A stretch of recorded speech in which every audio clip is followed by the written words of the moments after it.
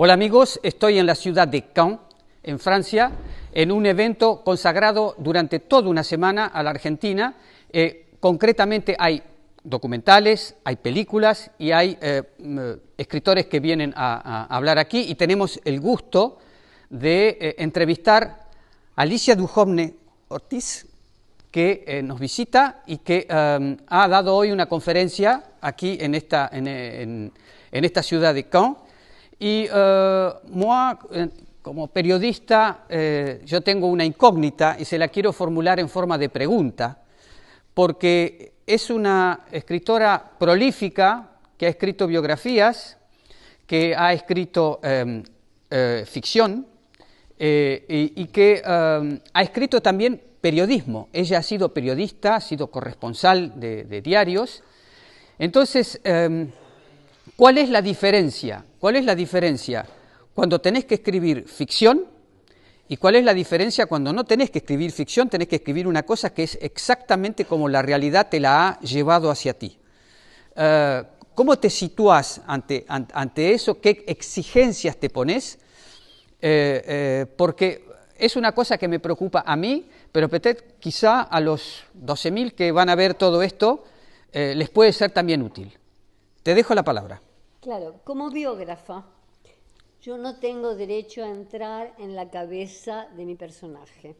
He escrito varias biografías, una biografía de Eva Perón, una biografía de mi padre, el camarada Carlos, de Dora Maar, etc. En ninguna de esas biografías yo me permití entrar en la cabeza de mi entrevistado, diciendo, por ejemplo, Evita sintió o pensó esto o esto o esto, sino a través de tal documento, de tal testimonio, porque tuve la suerte con Evita de entrevistar a decenas de señoras del Partido Peronista Femenino, que me hablaban de Evita y me contaban cómo hablaba ella. Yo la veo a Evita con distancia, o a cualquiera de mis biografiados, con una distancia que respetaré siempre, porque hay un abismo entre la biografía y la novela histórica o de base real histórica. ¿Y cuando hacías periodismo, cuando eras corresponsal en París? Es otra cosa, el periodismo es una tercera cosa. Yo entrevisto a un periodista, como siempre he sido muy arrogante, desde muy joven. Entrevistaba a gente muy conocida, yo tenía 20 años, a mí no me conocía nadie, pero yo los tuteaba, por supuesto, y dialogaba con ellos. Pero es otra cosa. Ahí, de todas maneras, es el arte de la entrevista, que se haga desde mí misma o no, es el arte de la entrevista. La biografía es entrar en una historia, pero guardando una distancia respetuosa, una distancia justa. Yo no sé qué piensa de Evita, aunque si fuera novelista lo podría imaginar claramente, pero no lo puedo decir como biógrafa.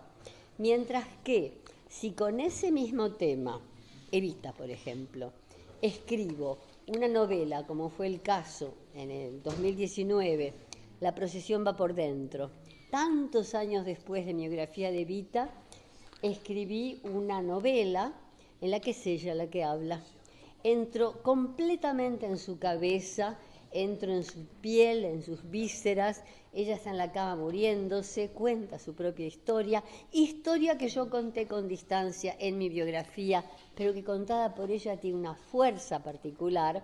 Y además la conté en una lengua que yo conozco, porque probablemente por los 43 años de exilio en Francia, la lengua femenina popular de los años 50 se me quedó fresca en el oído, es decir, que yo puedo decir que Evita realmente hablaba así, ¿no? Entonces, en La procesión va por dentro, ella dice de alguna manera lo mismo que digo yo en mi biografía, pero suena infinitamente más fuerte, porque es ella lo que lo dice como si lo dijera ella en su propia lengua.